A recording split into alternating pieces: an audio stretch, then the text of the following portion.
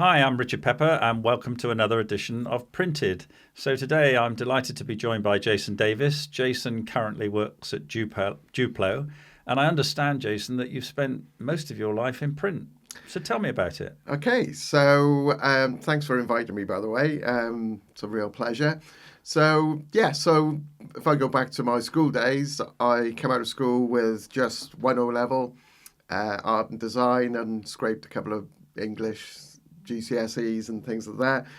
And I left at 16, and being 16, young and naive, they used to have careers officers back in the day. You probably remember that I back in the do. days. Yeah. So, and he sat down with me and says, "What do you want to do?" And I said, "I have no idea." So he said, "What's your interested? What's your interest?" So I said, "It's music Yeah. and art and design." And he just automatically said, "Well, you should be a printer." So I'm like 16, and I'm like, "Okay, I'll be a printer." And anyway, I got an interview at what was Seven Valley Press back in the day, in a little town called Llanbradach, which is where I was born. And Seven Valley Press later on, or possibly were part of it then, they were part of the St. Ives group. So it was a massive printers. I think they had the biggest web press in Europe, and they were printing things like the TV Times and things like that. So it was huge. And they at the time were offering a position as a planner and plate maker Yeah. as an apprentice at 16 for £70 a week. So it was big money back then. And I actually went for 3 interviews, and unfortunately I didn't get the job. But I kind of thought, well, this is where I need to be in print. There's lots of money in print. And I was a little bit surprised it wasn't quite like that. But I managed to get onto a YTS scheme.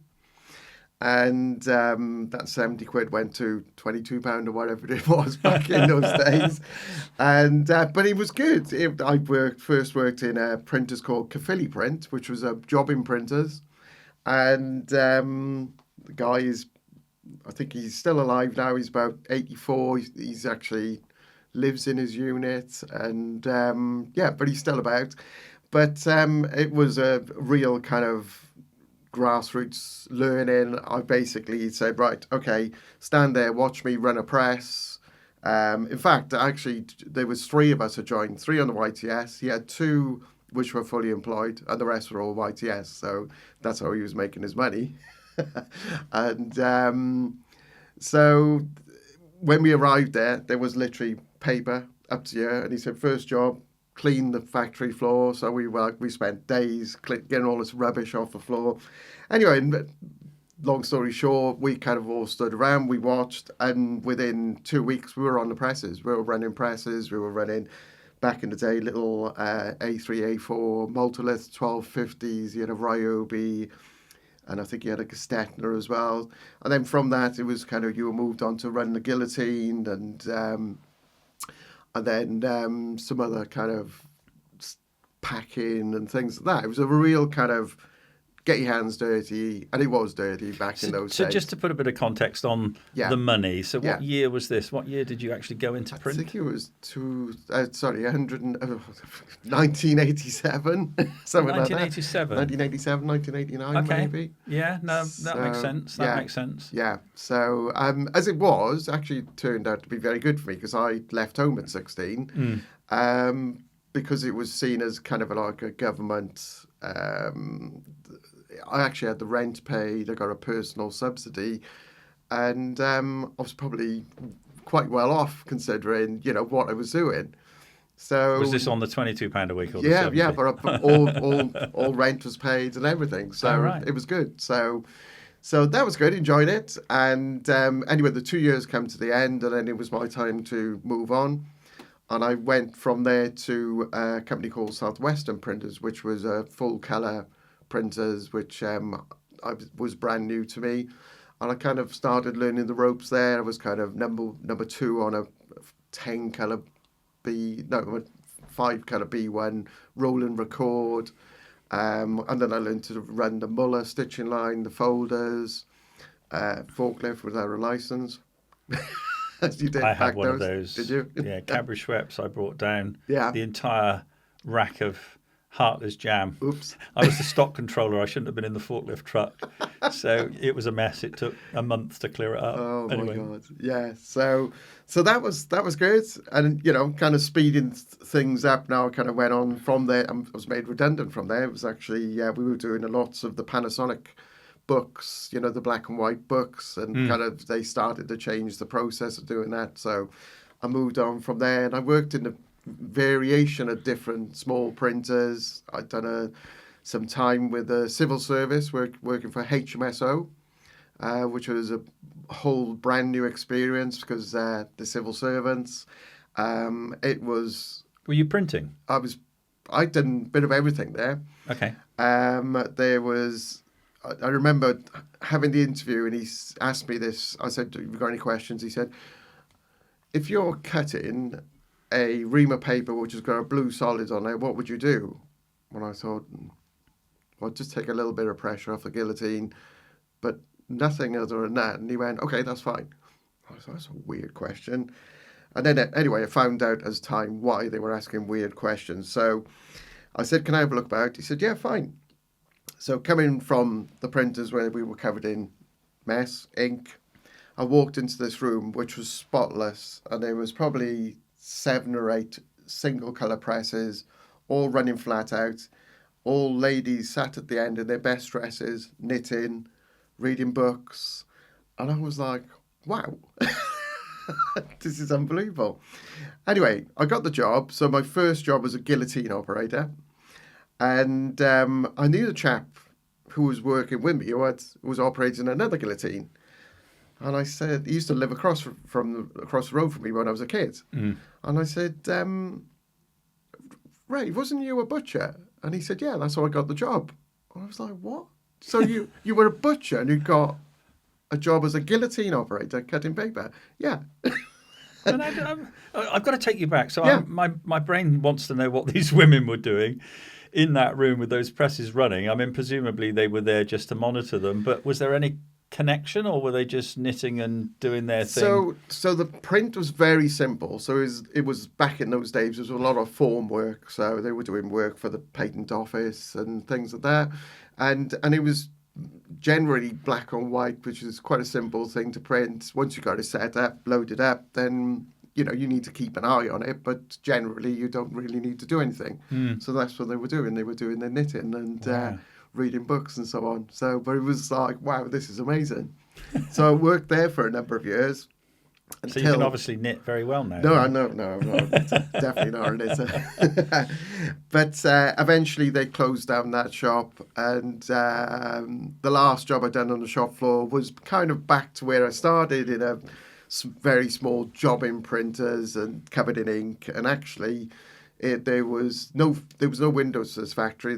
I was on the shop floor on my own doing the whole thing, and I'd go in, I'd shut the door, and I'd get on with it. And it was dark and dingy and horrible.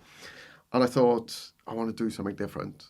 And through all the years that I've been doing this, I remember there was this guy, John Clements, who used to come around the factories. He's always come to, whenever it was a new job, he'd be like, "Oh, you're here now?" "Yeah, yeah." And he used to sell little machines back in the day.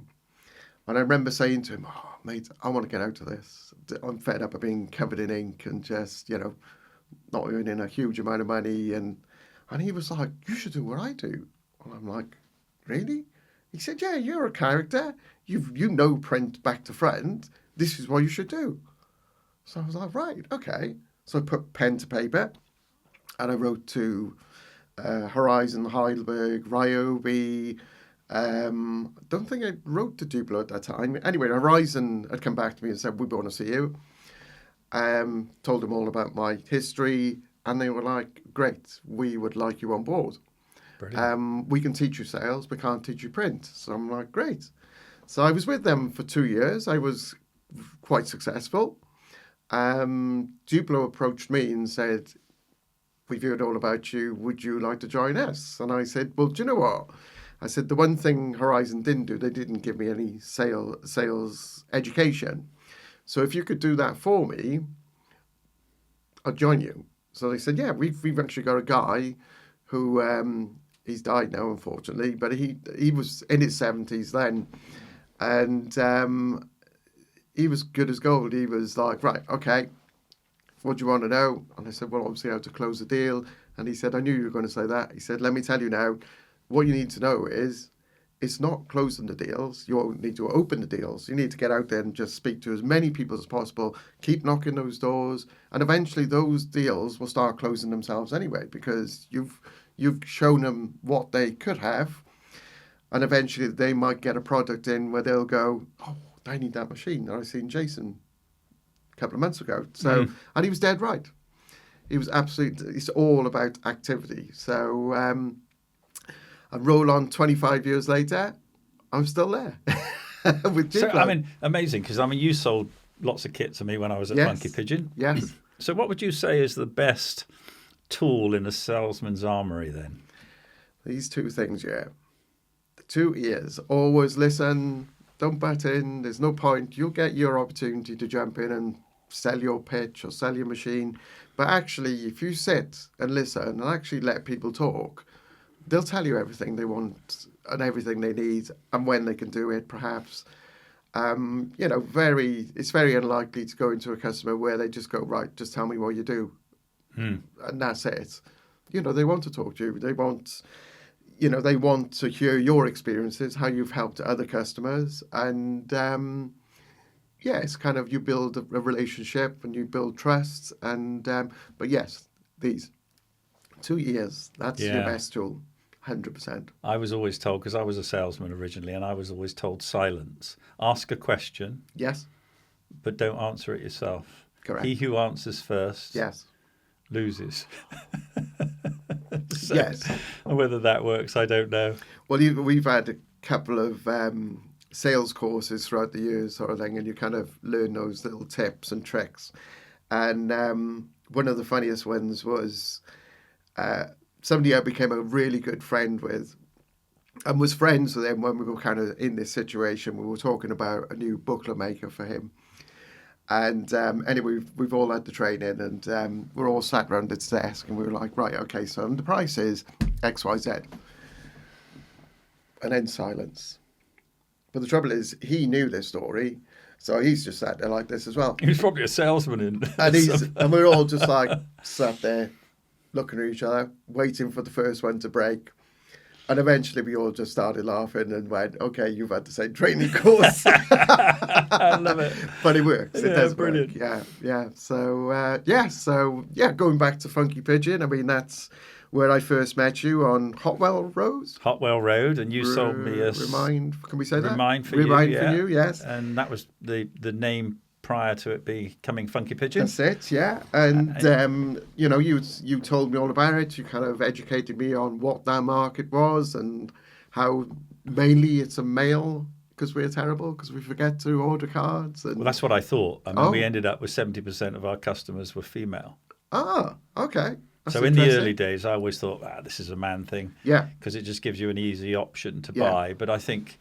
I think Moonpig, if you look at Moonpig, they've done a better job at getting more men. Okay. Men are more loyal, so they'll buy more from you. Mm-hmm. And they're not loyal for any other reason than they're lazy and they want to. And I don't mean that disrespectfully, of course, because I'm a male. Yeah. But we are lazy. Yeah. And we want to make sure we don't forget an important event, especially our wife's birthday or girlfriend's birthday, mother's birthday, and so on. And so why it was originally Remind for You was it was a reminder. It actually was done for Interflora in the first instance, and that was to remind people to buy flowers. But that's a whole another story. So an interesting point for me to sort of mention to the listeners. So when I met Jason, he sold me a 645, great machine. I used to operate it myself. I used to operate the HP Indigos. In fact, I plumbed them in with 28 copper from the outside chillers. I didn't know that. And HP, they'll hate me for saying this, refused to let me do it in polythene. And yet when we went to Barcelona to their training centre, what were their machines plumbed in with? Polythene. No, polythene.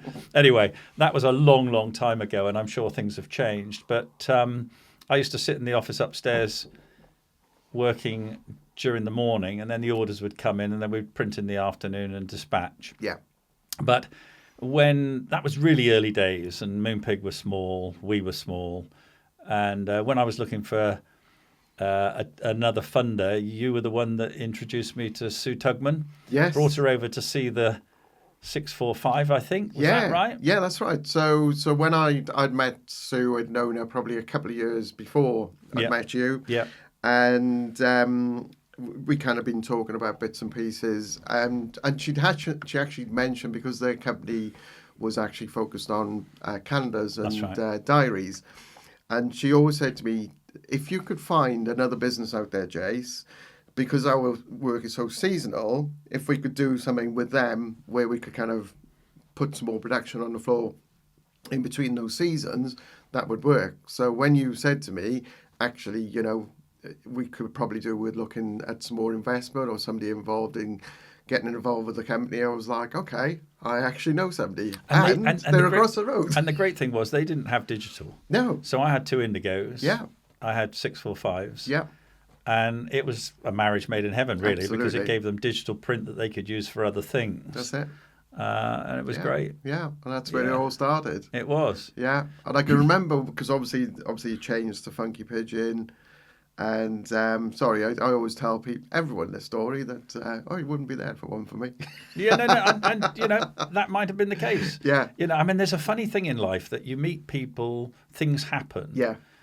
If you didn't do that, I mean, when I sold to WH Smith's, 2010, I was desperately trying to find the people that were buying Card Factory. Yeah. Because Card Factory was a private company.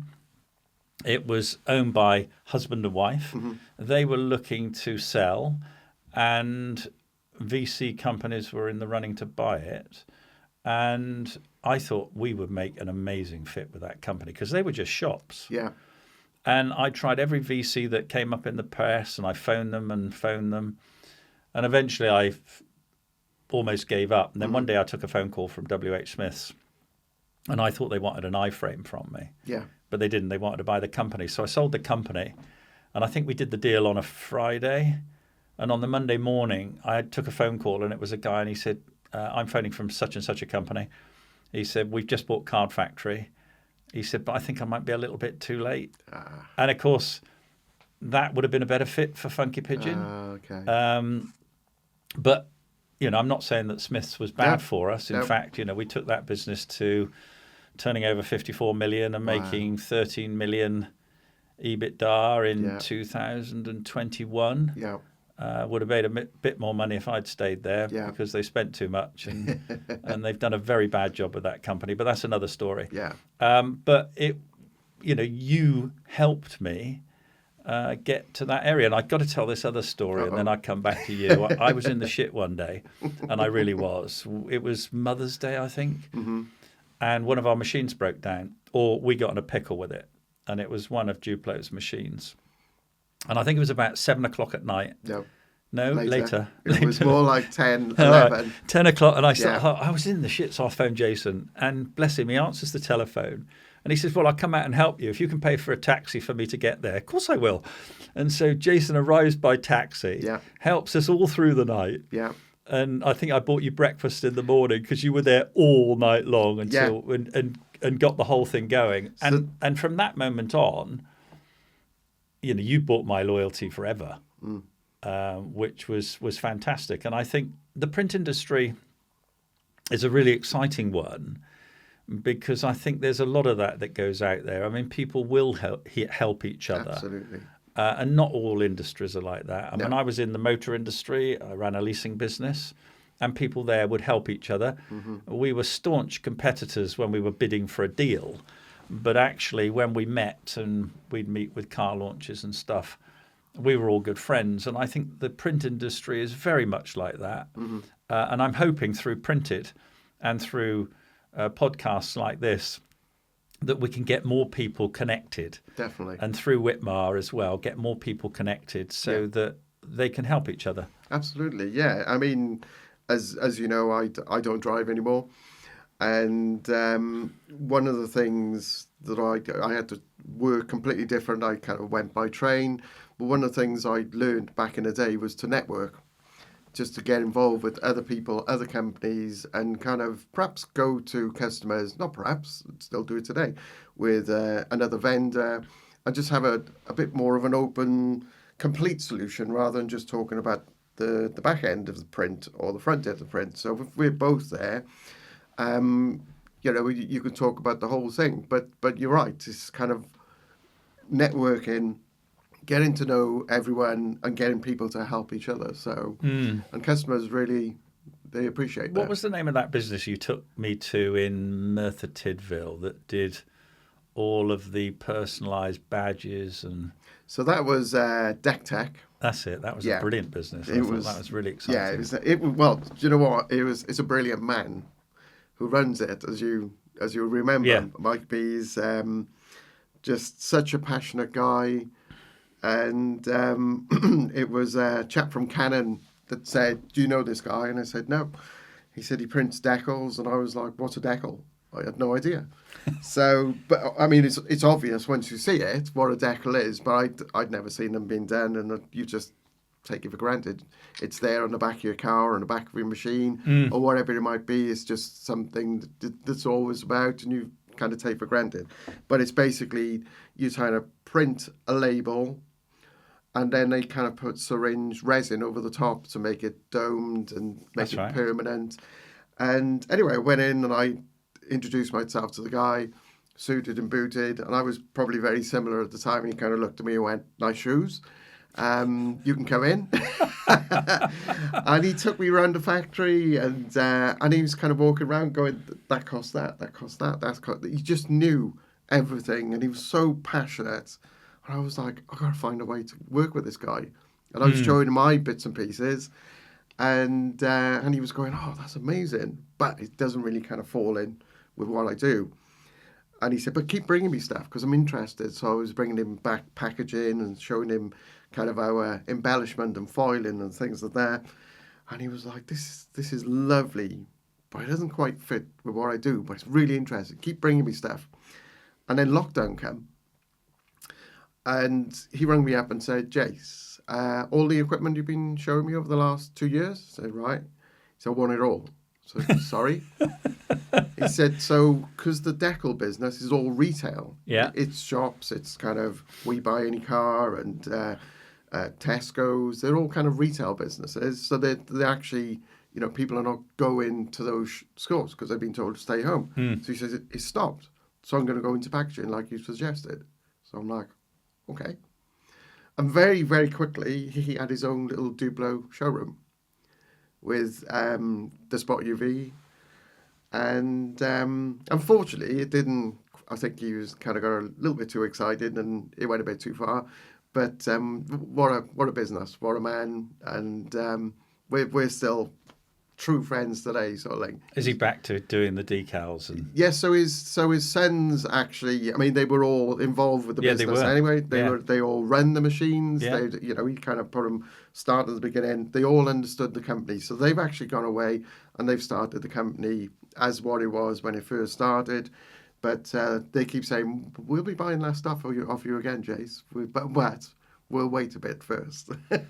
So it's amazing. And then, there was another business you took me to in Avonmouth, which made, it was really interesting because you took me there because they had a product, which is a personalised book, which was made out of wood. Yeah.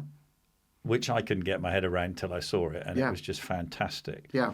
But, I never realised that the print industry, some people were just involved in finishing. Yeah, that's right. And here was a business that I went and sat at the front and talked to a couple of guys there. Yeah. And I was very impressed with what they were doing. But I was blown away when I went out the back. And there they were doing Formula One magazines and things like that in finishing. Absolutely. Incredible. Yeah, so that's Folio. Yeah. Andy Birds were known for many, many years now, obviously.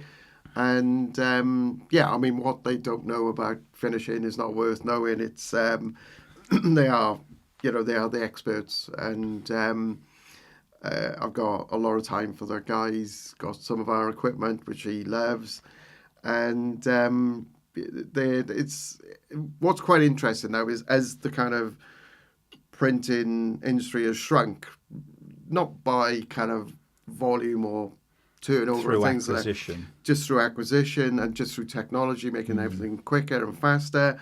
Those there used to be a lot of those print finishing houses around, and now he's actually one of only a few left.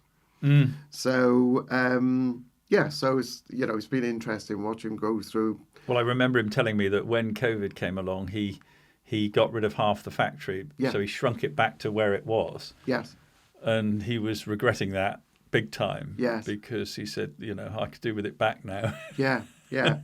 But he showed me that product, the wooden cover, which I was absolutely blown away with, because I thought, I've got to show it to you because it's absolutely amazing, which is a kind of a company within the company, which I think is called Mirrortech or something. No, I've got that name wrong, but maybe you can put something at the bottom of your blog to let them know who it is. But it's something they call a living hinge. And what they do is it's basically a plank of wood. It might be a nice, beautiful piece of birch or whatever it might be.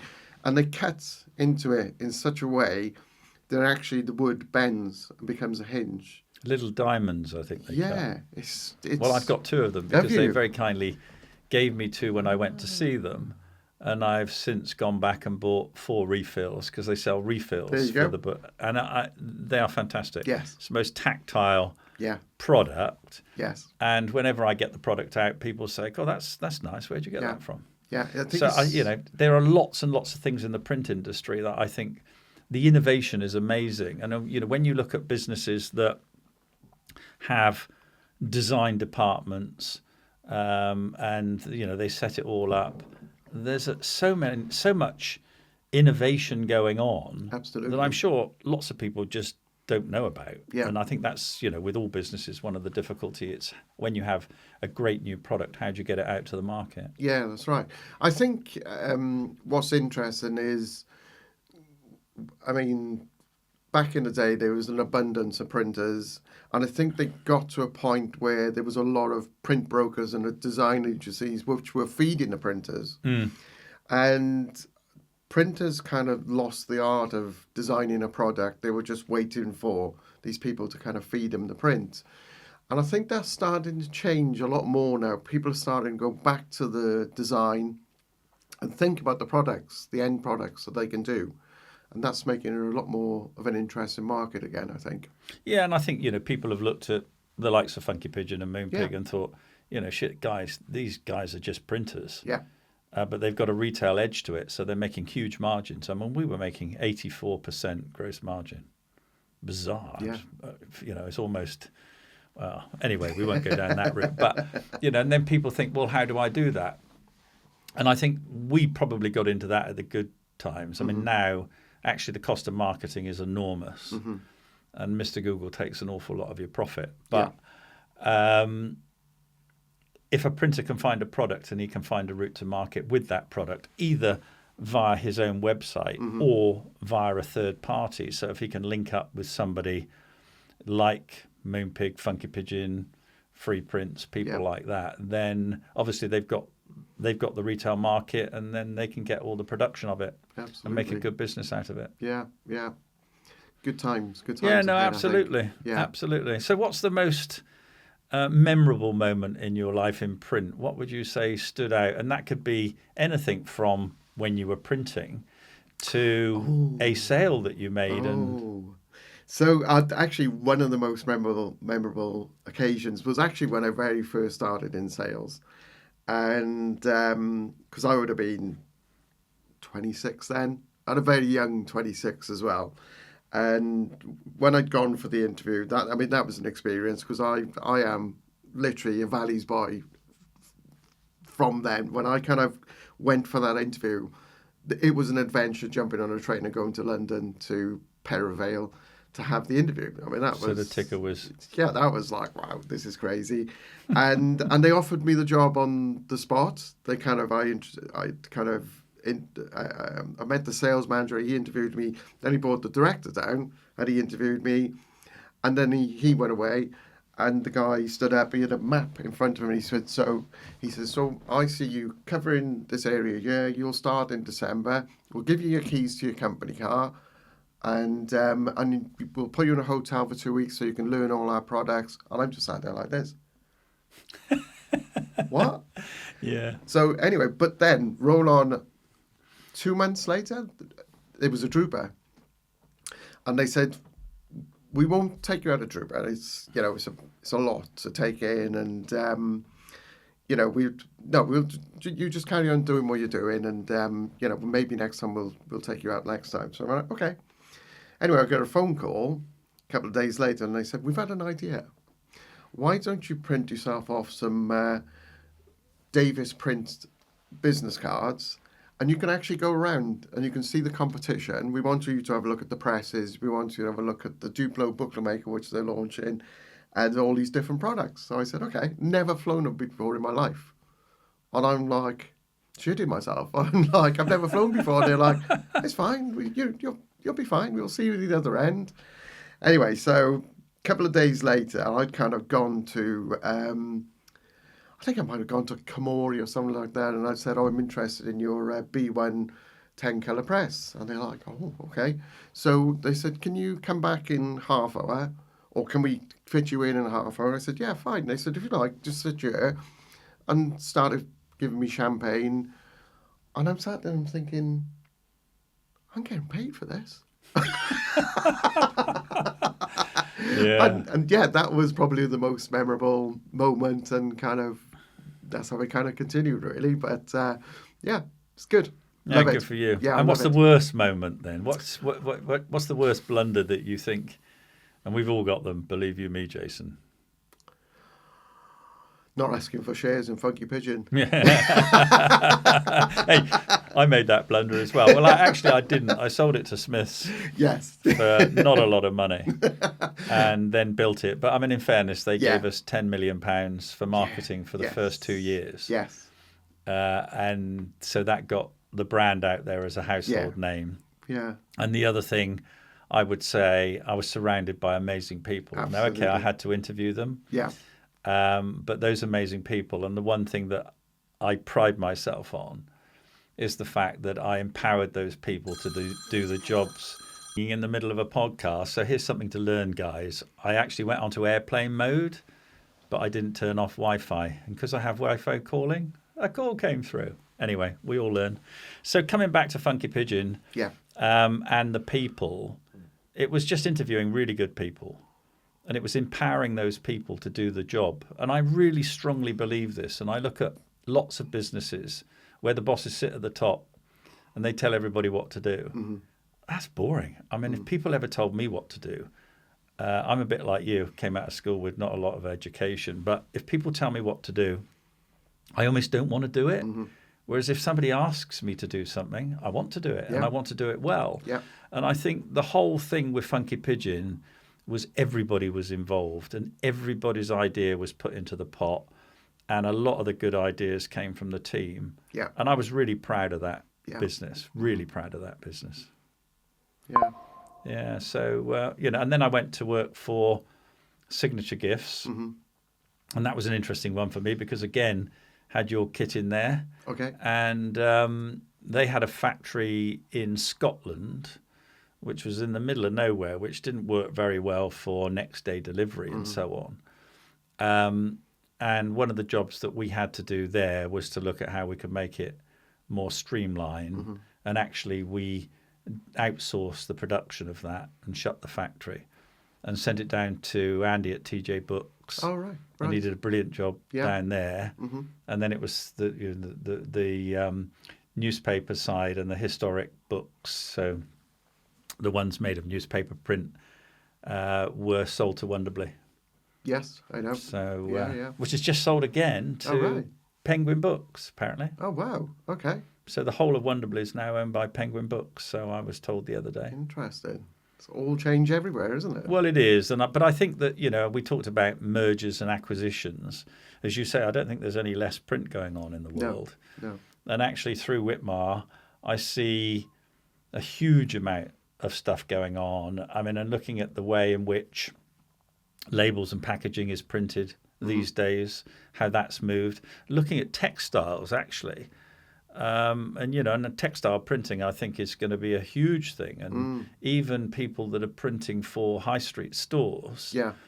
are, as I understand it, looking at digital print because the wastage that they have from bringing in garments from overseas is quite huge. And then, of course, you've got the environmental impact of disposing of it. Of course. Yeah. Yeah.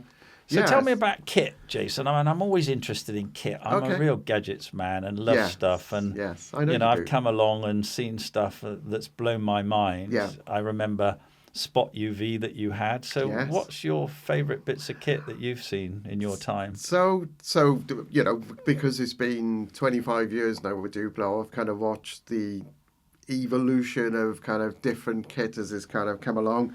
Duplo as a company, the Japanese are very good at kind of looking at predicting the future and kind of looking at what they can do to take us into different kind of landscapes, different kind of technologies and things like that.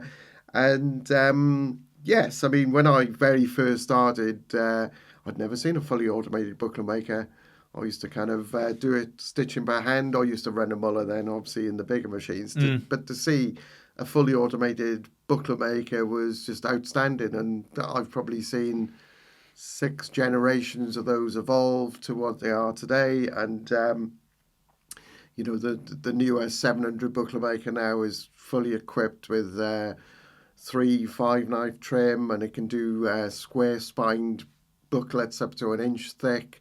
And they're quite incredible, and it's interesting to think when they first come out, printers would go, no, that's not a saddle stitch book, but now they're everywhere. And in fact, Andy Bird, who is a print finisher, he actually loves the Duplo and how flexible it is, how simple it is, and would have 3 of them rather than a saddle stitching line.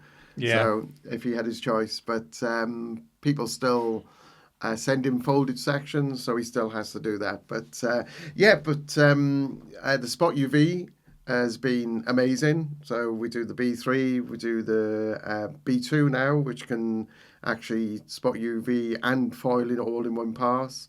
And I remember seeing it donkeys years ago at a Drupa. Somebody showed me these effects, and they were showing me like a basketball, and you could feel all the dimples on it, and it was just that tactile thing just kind of opens up emotions and feelings, and it's like, wow, you're so right at that. I mean, when I ran the BCH Group PLC, we did a brochure, and we did it with Spot UV, and it was the most tactile thing I've ever done, and we wrapped it in like a tissue paper that you'd get with the most expensive chocolates in the world, and we had a seal on it, and it was in a box, so you had to open the box, peel back the seal to get this book out. Okay, I was biased because I was part of the company, but what an amazing feel when you get Spot UV and you get that tactile touch. Absolutely. But even if you're not anything to do with print,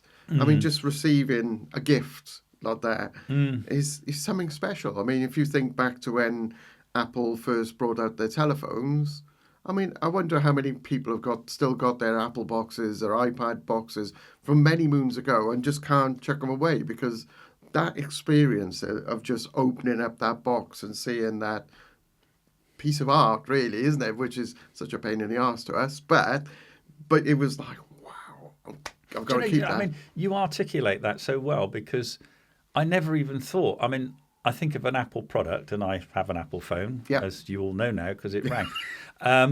But when that box comes, you're excited because you're getting a new phone, you're getting a new bit of kit. Yeah. But actually, when you open that box, and it's almost vacuum because it's so well engineered that you're sucking the air as you lift the box. Right. Yeah. And then you get the next layer, which is again so beautifully put together. And let's remind the audience, this is from the print industry. Of course.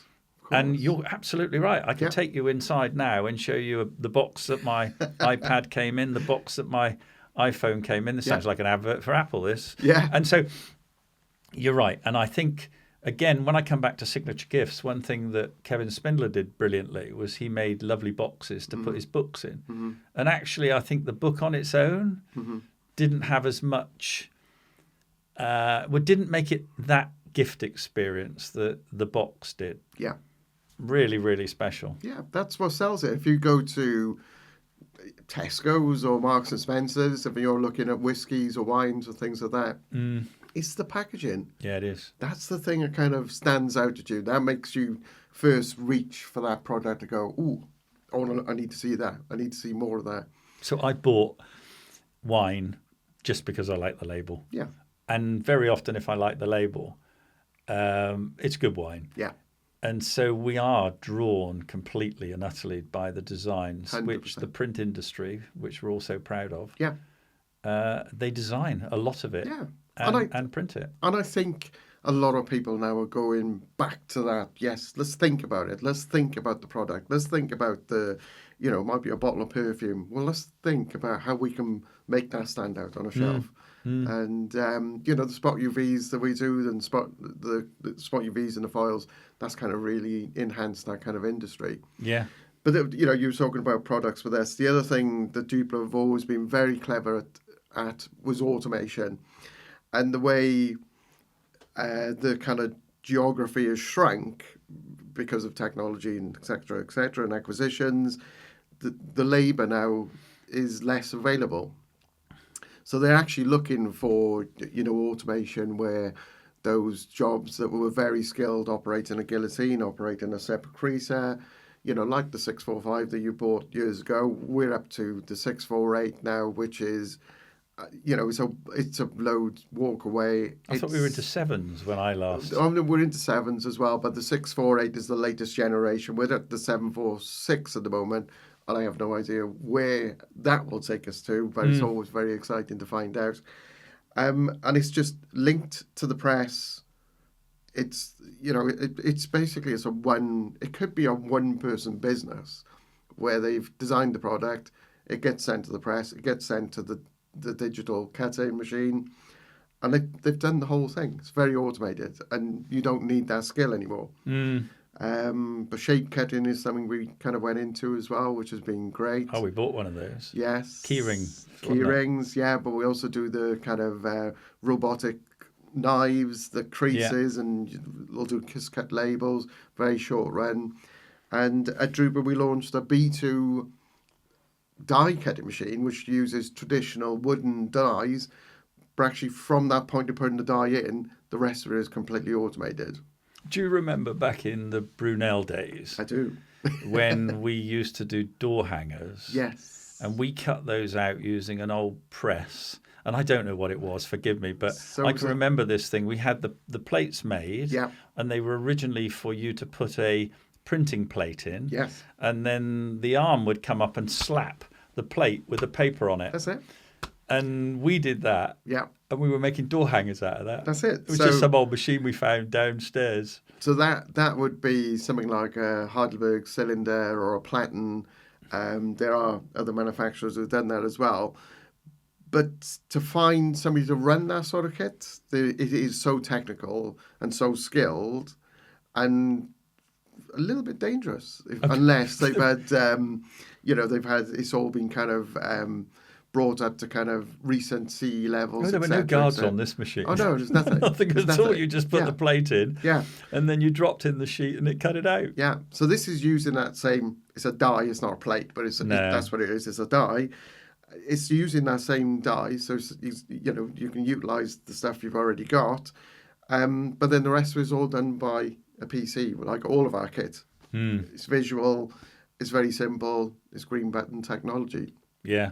So, so I'm looking forward to what else they bring in the future. I mean, I've got 14 years to go in print before I retire, so I've got a long way to go yet. So, and do you think AI will play a part in print? It's got to. It's going to play. It's already playing a big part in everyone's life, isn't it?